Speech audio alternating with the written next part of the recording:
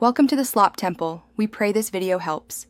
You start by enabling the preview pane and confirming prerequisites. Open File Explorer and press Alt-P to reveal the pane. Once visible, make sure Windows Update is current and you have admin rights. Close apps that might lock file handlers, such as Word or Acrobat, because locked handlers prevent previews.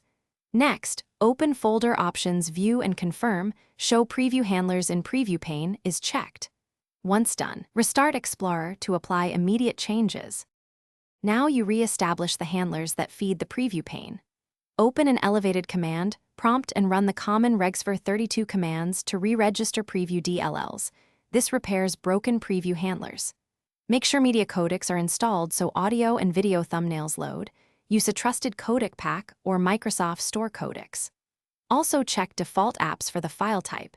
If Windows lacks an associated app, the preview won't render. After changes, restart Explorer so the new handler. Finish by restarting Explorer or performing a full reboot to ensure all handler registrations apply. If the pane still fails, check Event Viewer for errors tied to preview handlers, or run Shell X View to disable third-party shell extensions that might conflict. If that shows nothing, create a new Windows user. Sometimes profile corruption blocks previews. One key troubleshooting tip.